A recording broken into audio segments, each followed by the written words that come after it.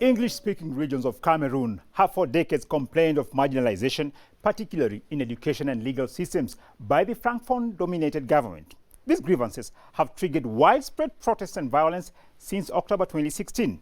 Over the past few months, there has been an alarming spike in attacks on schools and education centers in the north and southwest of Cameroon.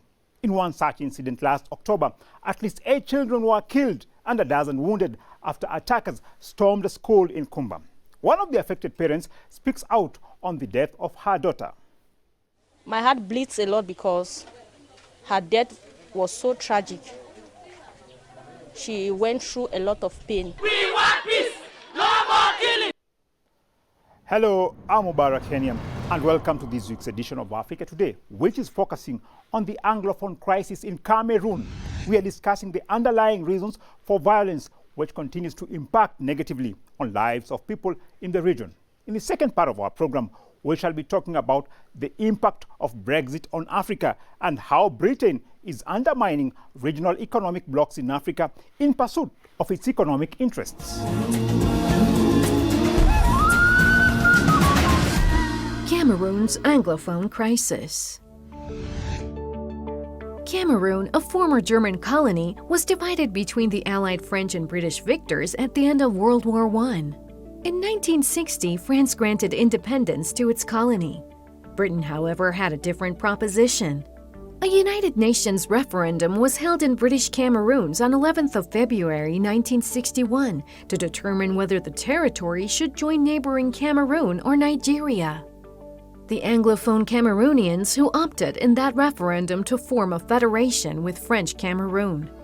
However, they have since felt increasingly marginalized by the French-speaking government in Yaoundé, hundreds of miles away.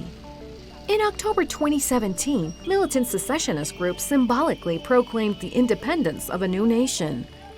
In these 4 years, clashes between the Cameroon military and separatist fighters have led to over 3,000 deaths and many displaced persons. People in the English-speaking regions have often claimed they are being unfairly treated by Paul Biya's French-centered government. Biya has been Cameroon's president since 1982. In June 2020, the Norwegian Refugee Council declared the conflict in Cameroon as the most neglected crisis on the planet for a second year running. Opposition leaders are blaming the government for imposing a military solution to a political problem. This crisis is a political one, and we expect the government to address a political solution to it. As of now, we are seeing that a military solution that is being given to a political crisis. Now, for more analysis on the protracted Anglophone crisis in Cameroon, we contacted Kawala, the president of the Cameroon People's Party. She's an entrepreneur and social activist who was a presidential candidate back in 2011. Thanks, madam, for your time. Now, as we know, the Anglophone crisis, which is a relic of colonialism, has led to pain and suffering in Cameroon. Now, what is really happening? This problem is 60 years old, and today the result is over 4,000 people who have been killed, close to 1 million people, so 700,000 and more are internally displaced in Cameroon. About 60,000 are refugees in neighboring Nigeria. We have over 600,000 children whose schooling has been compromised. Every single day in Cameroon, somebody is being killed in the Anglophone regions. And very, very often, this includes the civilians. So more than 50% of those who are killed are civilians, and women and children. Thanks for that, Ms. Wala, the president of Cameroon's People's Party. France, which has significant business interests in its former colony, has been careful not to overly criticize the government's handling of the crisis. Human rights advocates and scholars have blamed French President Emmanuel Macron for providing military and political support to the Paul Biya regime that is suppressing the English-speaking regions. The Cameroon Anglophone crisis has been described by some analysts as Rwanda in slow motion, a reference to the genocide that occurred in Rwanda in 1994 when nearly 1 million people, most of them from the Tutsi minority group, were slaughtered by Hutu extremists in a space of a few months. Now, France is accused of having assisted the perpetrators of the Rwanda genocide and is now facing similar accusations in Cameroon. Ms. Wala, are the former colonial powers, especially France, involved in any way in fomenting the crisis in Cameroon? France especially, so when the British left, they left. They have very few economic interests in Cameroon. They have very, very little political influence over Cameroon. But the French remained a very strong partner of Cameroon. And throughout our history, the French have been, they have never favored the Anglophone part of the country being fully integrated into the country. They had a kind of fear and a kind of rejection of the Anglophones. So today, the French are perceived as an ally of a very dictatorial government that we have. In 2019, President Paul Biya called for national dialogue in a bid to put an end to the conflict between security forces and armed separatists from the Anglophone minority. However, the dialogue process failed to halt the violence. Addressing the nation on 31st of December last year, President Biya said his government has continued to demonstrate its commitment to openness and dialogue. Our government has continued to demonstrate its commitment to openness and dialogue by, for example, releasing many former secessionists and facilitating their reintegration into society.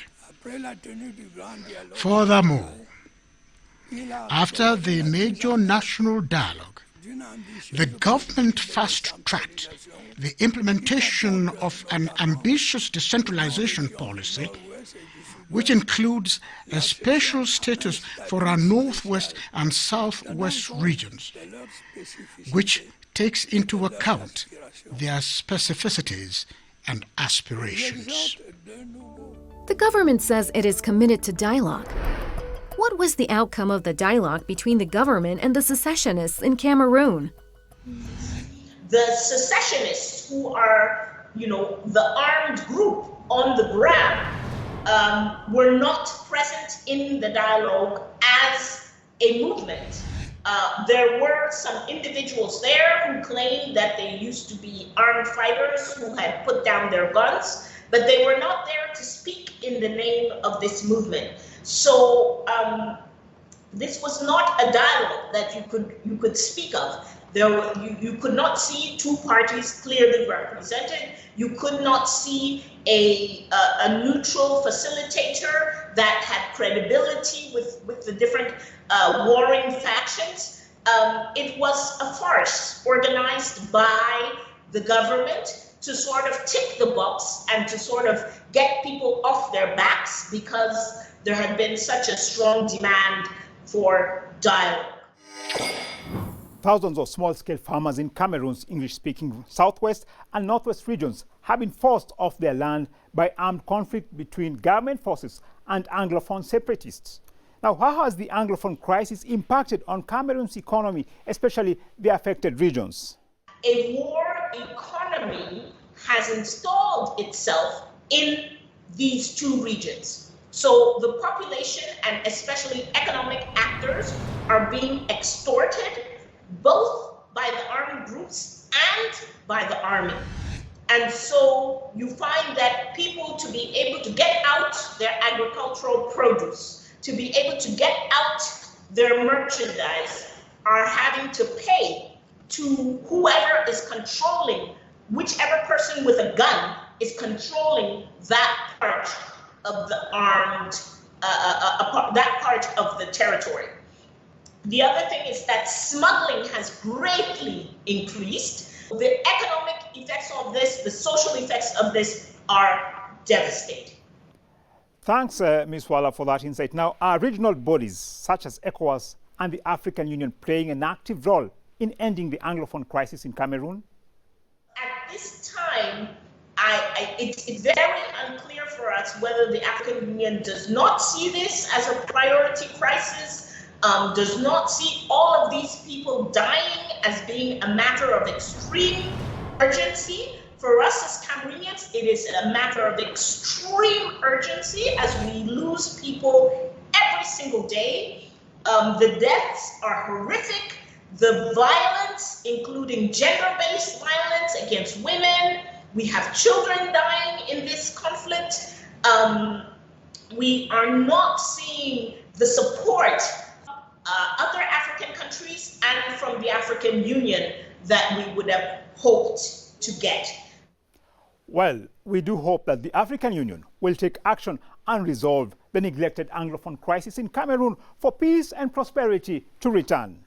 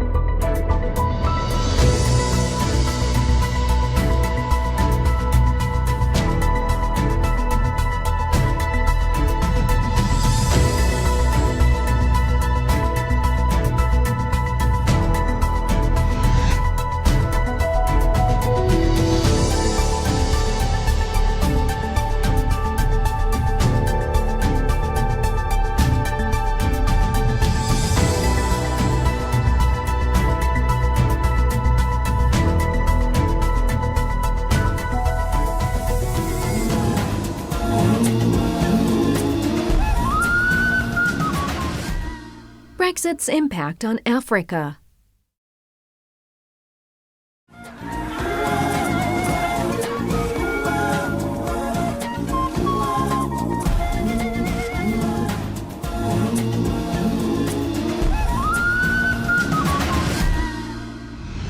Britain exited the European Union on the 31st January 2020. The status of Britain's relationship with the European Union following the end of the transition period on the 31st December 2020 remains uncertain. This ambiguity extends to the political and economic trading relationships that Britain is having with non-EU countries, including African countries. During the inaugural 2020 UK-Africa Summit, British Prime Minister Boris Johnson said his country had all it took to become Africa's obvious partner of choice for doing business post-Brexit, when it was no longer tethered to European Union trade agreements with the continent. However, the summit was not welcomed by many. Demonstrators and activists gathered outside the venue in London to express their opposition to this summit. The UK-Africa Forum has been held in London, with the UK government hosting business leaders to discuss future investment in Britain. The event was attended by business leaders who rubbed shoulders with around 20 African heads of state. The event was also attended by Prince Harry, with UK Prime Minister Boris Johnson also present in order to give a keynote speech. Activists outside the prestigious venue, however, made their views known about why they had decided to oppose the forum and everything it represented. During the summit, Johnson appeared to be on an aggressive campaign to dump Britain's consumer products in Africa. One of Britain's plans includes selling frozen chicken to Angola. This vast southern African country is buying frozen chicken from Britain, yet it has untapped potential to produce enough poultry for local consumption and export. Families across Angola will shortly be tucking into delicious, wholesome chicken from Northern Ireland. Johnson seeks Britain's renewed engagement with Africa while he has been quoted as saying colonialism in Africa should never have ended. An article written by the Prime Minister while he was a Tory MP reveals he also downplayed Britain's role in the slave trade. So far, Britain has inked post-Brexit trade deals with 13 African countries. For more on how Brexit has impacted on Africa, we contacted Mr. Africa Kiza, a development anthropologist and a trade policy analyst at the Southern and Eastern Africa Trade Information and Negotiations Institute in Uganda. Now, Mr. Kiza, after Brexit, are we going to see Britain moving to exert its economic influence in Africa?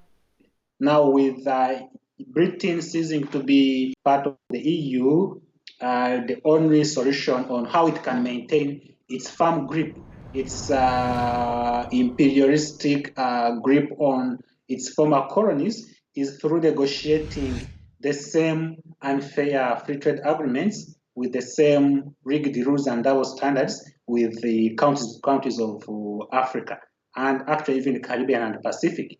So I can see Britain maintaining stance on ensuring that these free trade agreements promote its continued access to cheap raw materials, continued access to liberalized markets for its finished manufactured commodities to access African markets. So I keep seeing Britain pushing for the same unfair trade policies and economic policies in Africa. Well, you have it there. Britain will continue pushing its unfair trade policies on African countries. Last December, Britain signed an economic partnership agreement with Kenya, which was worth £1.4 billion in 2019. Now, the deal was signed in London by Britain's International Trade Minister and Kenya's Cabinet Secretary for Trade. In our estimation, if we were to even capture 5% of the UK market, of the goods that we produce and export, in our estimation, our exports could be more than 3 trillion in a very, very short time. Mr. Kiza, now do you think Britain's trade deals with individual African countries will undermine regional economic blocs? Take an example of the East African Community. Under the Common Market Protocol and under the treaty establishing the East African Community, we are supposed to negotiate free trade agreements with third parties as one single entity, as one bloc. But the current move by Britain to negotiate, to cherry pick, it is more of divide and rule. It is looking for Kenya, which is more vulnerable because Kenya is a middle-income country, and it will cease accessing Britain's market at duty-free, quota-free, and it knows that Kenya will start having a lot of revenue losses when its goods to Britain start attracting high tariffs. When you look at the report of the Sector Council on Trade and Investment and Finance for 2020, which was held in September 2020, we wrote to the envoy of Britain asking that we should negotiate the FTA with Britain as one single entity because we are a customs union and we have one common external tariff. Britain rejected. Before Kenya concluded bilateral trade agreement with Britain, it had already started talks for a similar agreement with the United States, a move that was criticized by the African Union.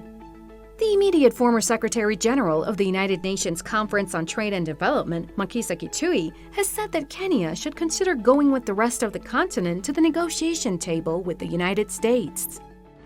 So I would have thought that I would give priority to collective negotiation for enhancement of our goal. If it fails, then I can say, can we try to do something on the retail market? Because if you negotiate with the rest of Africa, you have more muscle in dealing with the Commerce Department in Washington than if you go as one country. Mr. Akiza, you gave an example of how Britain is pursuing a divide and rule approach in trade agreements, and this is wrecking the East African community.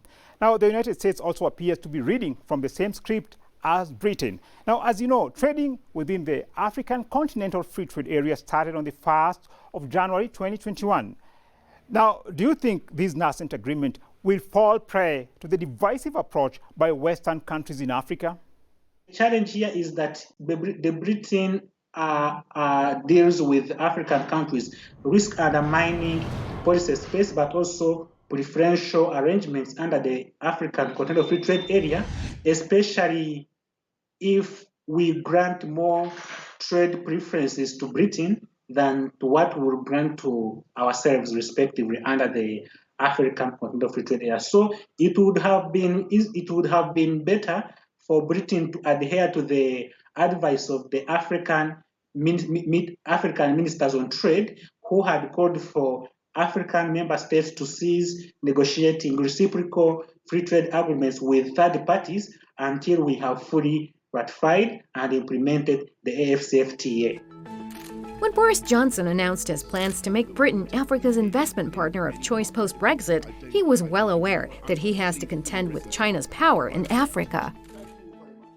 Because I appreciate, as I say, that there is no shortage of governments out there touting for your business. China, I must mention the competition, but I better, why not? China. Is Britain's renewed interest in Africa aimed at undermining China's influence in Africa? Politicians often refer to China as our Chinese friends. So that narrative has deeply entrenched itself in the economic aspects and in the economic doctrines of Africa. And for Britain to break, the only way for Britain to break that link, that strong link, that continued growing link, is through pursuing its own economic interests. And Britain has a game here, because when you look at East African communities' exports to Europe, to EU, Britain alone accounts for 32.6% of those exports. So we realize that Britain knows that it is a big market for unfortunately primary commodities coming from East African community countries like Kenya. Mr. Akiza there says that Britain wants to create a stalemate in Sino-African relations. Now, that appears to be an insurmountable task. Now, how can African countries secure their interests and avoid falling prey of lopsided economic deals with the European Union, Britain, and other world powers? Now, the only way of gaining independence from foreign influence, especially in accepting unfair economic terms, including trade free and fair free trade agreements, is through ensuring that we finance our own development budgets as African countries, which we should often present before the interested parties like Britain. Should Britain seek to have negotiating free trade agreements with Africa, we should present our own text. Well, there you have it. African countries need to finance their own budgets instead of relying on Western donors. They also need to draw up their own terms and conditions before engaging in trade negotiations. Here at Africa Today, we shall keep you posted on trade issues affecting the African continent.